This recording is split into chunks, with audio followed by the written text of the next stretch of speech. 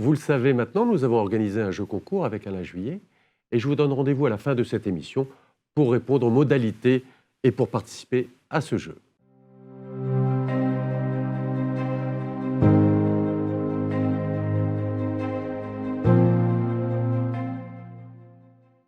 Bonjour, bienvenue sur Open Box TV, l'émission de géopolitique d'Alain Juillet.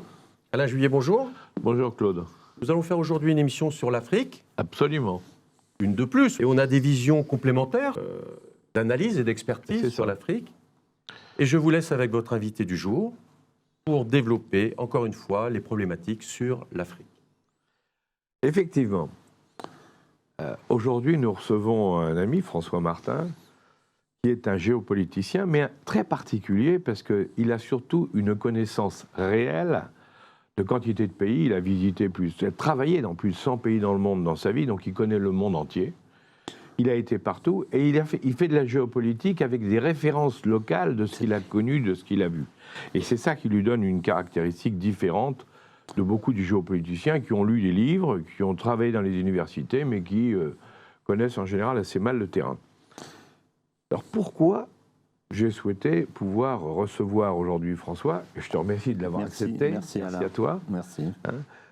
C'est parce qu'on avait fait, comme vous le savez, une émission sur l'Afrique avec Laurent Bigot, qui visiblement a intéressé beaucoup d'entre vous, parce qu'elle a encore un très gros succès, et qui donnait une vision de l'Afrique, une vision post-coloniale de l'Afrique, et qui amène à réfléchir. Mais moi, j'ai pensé qu'il fallait, à côté de ça, avoir une vision, prendre une autre vision, une autre un peu différente. C'est celle, je dirais, du processus de la suite et la fin du processus de décolonisation, tout à fait. Et pour en tirer les conséquences. Donc, un prisme un peu différent du nôtre, mais qui devrait vous permettre, en tout cas je l'espère, à la fin de cette émission, en ayant vu les deux, d'avoir une vision complète, ou presque complète, de ce qui se passe dans un des continents les plus intéressants actuellement, puisqu'il est en train de faire une croissance extraordinaire à tout point de vue. Alors, merci. François, d'abord, donc merci encore d'être venu, de partager avec nous ton expérience. Oui. Et justement, je voudrais rentrer, parce que toi, tu as beaucoup travaillé là-dessus, sur le fait qu'il y a eu, bien sûr, la décolonisation, mais le processus n'est pas terminé. Non, pas du tout. Pas du tout. Et je dirais que ça s'insère dans un ensemble que j'appelle un peu le temps des fractures aujourd'hui, qui est une tectonique des plaques, avec une séparation et un écartement du nord et du sud, dont plusieurs conflits aujourd'hui en cours sont la marque. Alors, c'est le cas de Gaza, c'est le cas de l'Ukraine et c'est le cas de l'Afrique.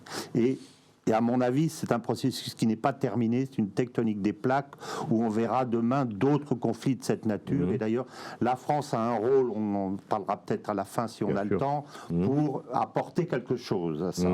Mais je pense que c'est particulièrement vrai pour l'Afrique et je pense que pour que nos auditeurs comprennent bien, il faut replacer ça dans le processus initial de la décolonisation. C'est-à-dire qu'on a utilisé les frontières administratives de l'AOF et de l'AOF. Je précise que je suis né au Congo. Le fait d'avoir mis les indépendances, les pays dans les frontières administratives initiales a créé deux phénomènes. Un phénomène, c'est qu'on a contraint dans certains pays des populations qui sont différentes et qui ne s'entendent pas et qui parfois se détestent à cause de phénomènes historiques très anciens sur lesquels c'est pas la peine de revenir. Et puis par ailleurs, à séparer des peuples dans différents pays. Et ça, c'est très important parce que ça a eu tendance... Ça a eu un aspect positif et un aspect négatif. Et à mon avis, ça a plutôt, géopolitiquement, un aspect positif. C'est-à-dire que ça a eu tendance à diminuer les tensions interétatiques. Parce que s'il y avait eu un royaume Peul et puis un royaume, une entité Bambara, ils se seraient tapés dessus. Donc il y aurait eu des conflits interétatiques. Par contre, ça a exacerbé les tensions intra-étatiques, parce qu'à l'intérieur des pays, on a trouvé différents peuples. Voilà. Alors ça, il faut comprendre ça. Et il faut comprendre que, en combiné à ça, tu as eu le principe un vote, une voix, sur lequel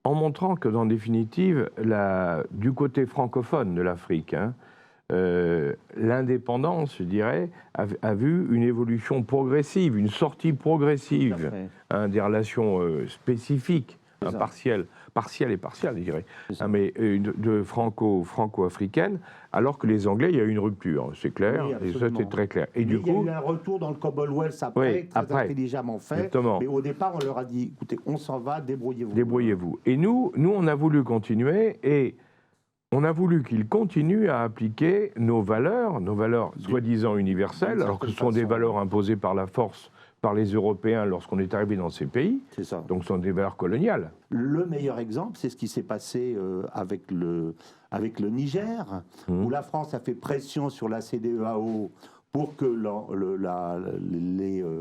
pour que le Nigeria, qui est la principale armée, intervienne au Niger. Et... Moi, j'étais persuadé que c'était pas possible. Et ils l'ont pas fait d'ailleurs. Ils l'ont pas fait. Pourquoi? Parce que moi, j'ai fait la route Maradi, Niamey, Maradi, Zinder, Kano. Je l'ai fait par la route. J'ai loué un taxi de brousse et j'ai fait toute la route. Bon, au nord, ce sont des Haoussas, et au sud, ce sont des Haoussas. Les principaux guerriers, comme c'est des guerriers, les principaux cadres et les soldats de l'armée du Nigeria sont des Haoussas. Donc les Haoussas vont pas aller tirer sur leurs frères et leurs cousins qui sont de l'autre côté de la frontière. Donc c'est là où la méconnaissance de cette partie. Mais je voulais revenir sur justement par rapport à ce que tu disais, pour bien montrer ce qui se passe. On a il y a deux cas très intéressants sur lesquels on peut regarder. Le premier, c'est le cas du Tchad.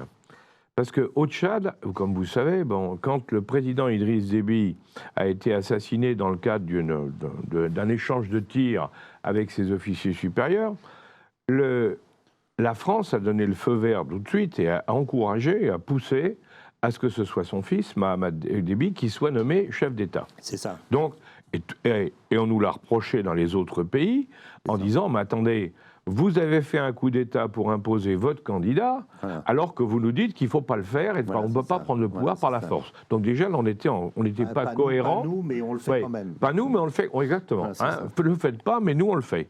Deux poids, deux mesures, et on nous le reproche dans beaucoup de domaines aux Occidentaux. Alors, mais là, ça devient intéressant. C'est donc, on a, à côté du Mali... C'est le Sénégal, d'ailleurs. Exactement, on va y arriver, justement, c'est pour ça.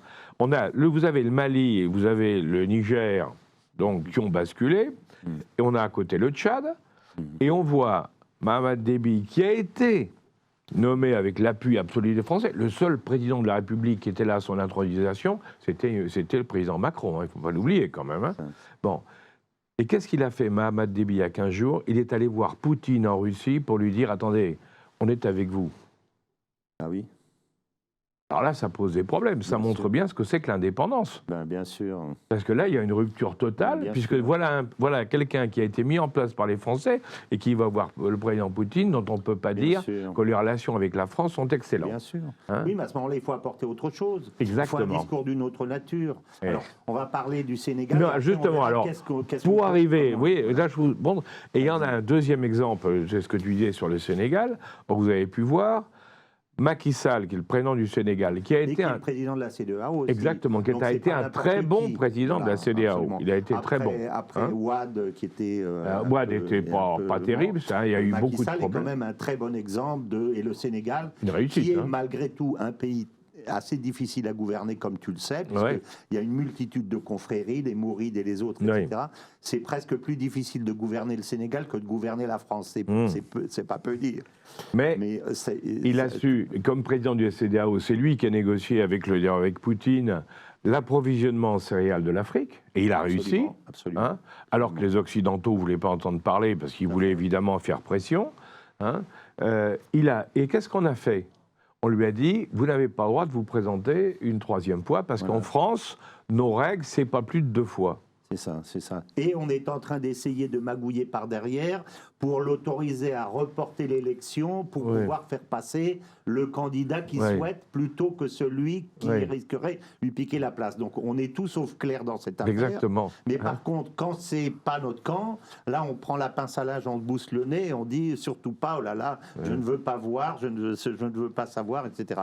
Tu te souviens quelle était la raison qui avait été invoquée pour la question du Niger? C'est que le Niger se trouvant dans la situation d'insécurité à cause du départ des Français du Mali, le chef d'état-major et l'armée du Niger a dit, bon ben puisque vous vous retirez du Mali, nous voulons avoir quand même une coopération militaire avec le Mali et avec le Burkina, ce qui est légitime.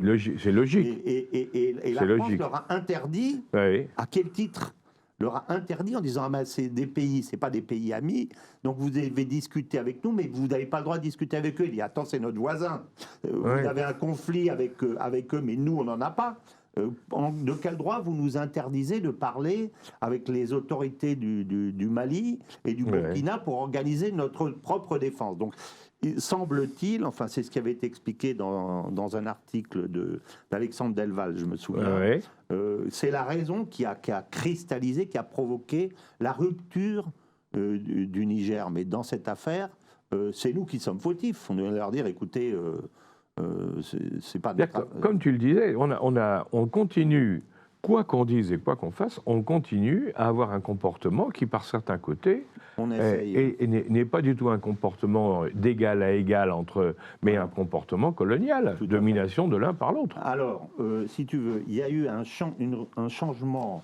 Et après, il faudra revenir un petit peu sur le mot de France-Afrique parce que je trouve qu'il est galvaudé et il est mal compris. Mais il y a eu un changement à partir de Mitterrand où il a dit il faut le multipartisme, il faut ci, il faut ça, etc. Donc, si tu veux, avant c'était une sorte d'ingérence d'une certaine forme néocoloniale, mais après, quand tu leur dis il faut que vous ayez des gouvernements de telle ou telle nature, c'est une autre forme d'ingérence qui change de nature, mais qui reste la même. Mais qui reste une ingérence. Alors, elle a été à ce moment-là plus culturelle. Il y a un intellectuel qui a écrit dans un journal de Yaoundé, en disant, écoutez, quand les Russes y viennent, ils nous proposent des formations militaires de haut niveau. Quand les Chinois viennent, ils nous proposent des routes et des ponts. Quand les Allemands viennent, ils nous proposent des formations universitaires de haut niveau. Et vous nous amenez votre ministre LGBT. Est-ce que vous comprenez pourquoi on ne vous aime pas ? Oui, c'est ça. À nous de comprendre, c'est pas à nous de vouloir imposer notre mode de vie, quel qu'il soit d'ailleurs. Oui, mais chacun peut avoir son mode de vie, mais vouloir l'imposer, ce dont ils ont besoin et ce qu'ils demandent. Exactement. Vouloir imposer à l'autre quelque chose qu'il ne souhaite pas, c'est du colonialisme. Quand tu travailles avec des interlocuteurs, il vaut mieux que tu travailles avec des interlocuteurs que tu connais plutôt que tu ne connais pas. Je veux dire, les Russes, les Chinois, les Américains, les Turcs, ils doivent rêver d'avoir la Turque-Afrique, la Russe-Afrique, la Chine-Afrique, etc. Le problème, c'est qu'est-ce que tu fais de ça après ? Et comment tu gères cette relation ? Et qu'est-ce que tu apportes ? C'est le contenu qui pose problème. C'est pas les relations personnelles. Dans le monde entier, toi qui connais le monde entier, on ne travaille que absolument par relation personnelle. C'est évident. En Chine, c'est exactement pareil. C'est ça. Les Chinois, ils considèrent que les relations personnelles sont essentielles dans toute négociation, y compris au niveau le plus haut, au niveau politique et autres. C'est essentiel. Entre parenthèses, c'est ça qui a défait les relations particulières entre le président Raffarin, à l'époque Premier ministre de la France, et les Chinois. C'est que Raffarin, il avait été en Chine alors qu'il y avait la maladie à l'époque du poulet, le SRAS. C'était le seul responsable étranger qui avait été en Chine à l'époque. Pour les Chinois, c'était un signe d'amitié. Il dépassait les critères occidentaux. Et ce lien d'homme à homme. Et depuis, il est reçu partout. Cette histoire-là, qu'on connaît chez les Chinois, que tu mentionnes avec raison, tu as raison de le rappeler, est essentielle dans la plupart des pays du monde. Et il ne faut pas donc croire qu'on peut remplacer des relations de long terme créées par la répétition, les échanges et la parole donnée, et la parole tenue. On ne peut pas remplacer ça uniquement en mettant des gens, même s'une sont très brillants, et qui vont changer. Ça ne marche pas. Moi, je me souviens au Congo-Brazzaville, puisqu'on parle de l'Afrique, une des premières fois où j'étais là-bas, je vois une statue de Savanian de Brazza, qui est celui qui était le Français qui s'était installé là-bas, le premier, qui avait développé le pays. Et je pose la question, je dis, mais attendez, cette statue-là, c'est nous, il y a longtemps qu'on l'a mise. Ah, il dit non, c'est l'équipe actuelle qui l'a mis en place, que tout le monde dit que grâce à lui, le pays est devenu un vrai pays. Voilà. Et là, et oui, que Savorgnan avait toute la zone. Sans tirer un seul coup de feu. Exactement. Voilà. Donc, il faut arrêter cette histoire de repentance, nous sommes coupables. Qui non. ne nous demande pas. Mais exactement. Je veux dire, Si on a fait des choses bien. Tu verras un chef d'État africain qui viendra chez nous pour dire chez nous, nous sommes coupables de crimes contre l'humanité vis-à-vis d'un tel ou un tel. Jamais bien sûr. il dénigrera son pays chez nous. Dans tous ces pays-là, il y a une jeune génération qui veut prendre le pouvoir, et c'est logique, hein, et pour faire des changements, des changements logiques, parce qu'ils ont appris, ils ont fait des études, ils savent ce qu'il faut faire. Et nous, il faut qu'on en tienne compte. Et on n'a aucun droit d'imposer, dans un sens ou dans un autre d'ailleurs. Hein. Et dans ce cadre-là, ils nous attendent et ils nous demandent. Moi, je sais que dans le cadre de mes activités à HEC, par exemple, de l'association HEC dont je préside un des clubs, j'ai pas mal de demandes de personnalités africaines qui nous disent on a du mal à se parler aujourd'hui sur le plan politique à haut niveau pour les raisons qu'on vient d'évoquer. Mais on a besoin d'un canal de discussion avec vous, c'est essentiel. Oui, d'autant que nous avons, il ne faut pas l'oublier non plus, on a en tout cas par la partie francophone un avantage extraordinaire, c'est que la langue française est la langue pratiquée, la langue qui permet d'unir tout le monde dans tous ces pays-là. Tout à fait. Hein, parce qu'il y a des dialectes dans tous les sens, et c'est la langue française qui est l'élément, je dirais, fédérateur. Voilà. Hein. Donc il faut l'utiliser. Voilà. On a une chance exceptionnelle. C'est une profondeur de champ culturel, exactement. Si on peut le dire comme ça. Alors. Mais oui, mais c'est très important. Bien sûr. Et quand on se souvient que l'Afrique est quand même le continent qui se développe le plus vite, qui va avoir la plus grosse progression économique et démographique, et qu'on a la chance, ça va devenir, je précise là, vous savez que le français se maintient comme une des grandes langues du monde grâce au développement africain. C'est ça. Il y a plus de gens qui parlent français en Afrique qu'en France. Hein. Il y a un autre point sur lequel je voulais revenir aussi par rapport à ce qui s'était dit, c'est la question de la démographie, parce qu'on dit beaucoup de bêtises sur la démographie. J'ai créé avec HEC un colloque qui s'appelle les Assises HEC de la géopolitique, et donc l'avant-dernier, il y a 2 ans, c'est tous les 2 ans, c'était sur l'Afrique précisément. Et on avait eu une intervention de Lionel Zinsou, ancien Premier ministre du Bénin, comme tu sais. Absolument. Absolument passionnant sur la question démographique. Le problème, c'est pas d'essayer d'empêcher les femmes africaines et les hommes d'avoir des enfants. Le problème, c'est de créer les conditions de telle sorte que cette population puisse se former, travailler. C'est pas un problème de démographie, c'est un problème de développement. Oui. Alors, il expliquait très justement que dans son pays, le Bénin, les femmes sont parfaitement capables de gérer eux-mêmes leur fécondité. En fait. À Cotonou, où c'est essentiellement citadins et bourgeois, elles ont un peu plus de 2 enfants par femme. Au nord, dans les pays pauvres et sahéliens, elles ont 5 enfants par femme ou 6 ou 10, parce qu'elles en ont besoin pour cultiver. Et là, on touche un autre problème qui avait été également abordé lors de ce séminaire, c'est que les Africains ont énormément besoin, en particulier d'énergie. Ils ont besoin de tout. Mais ils ont surtout besoin d'énergie, et surtout d'énergie domestique. Parce que aujourd'hui, l'essentiel de l'utilisation domestique, c'est le bois. Avec la fumée, avec les maladies respiratoires des enfants, je crois que c'est la première cause de mortalité infantile, c'est les affections respiratoires des enfants. Donc il y a besoin d'électricité abondante, bon marché et souveraine. Il leur faut des centrales à charbon, il leur faut des barrages, il leur faut de l'électricité bon marché et très abondante. Comme nous l'avons fait pour appuyer nos propres développements, d'abord avec le charbon, ensuite avec le pétrole et maintenant avec le nucléaire. Bon. On ne veut pas leur vendre, parce que ce n'est pas assez écologique. Alors, qu'est-ce qui se passe ? Quand ils viennent nous voir en nous disant « vendez-nous des centrales à charbon », on dit « désolé, qu'est-ce qu'ils font ? Ils les achètent aux Chinois ».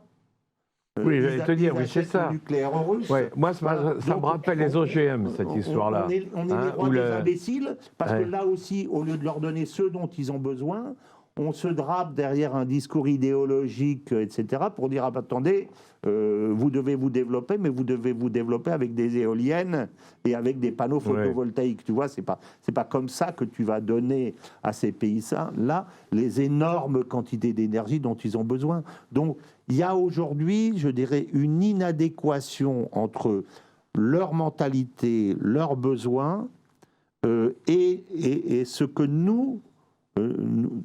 il faut nous départir de l'idée que nous avons de ce que eux devraient faire. Voilà. Et là, on revient encore dans le colonialisme. Voilà. On veut leur imposer un système que nous trouvons très bien, mais qui est inadapté par rapport à leur réalité du moment.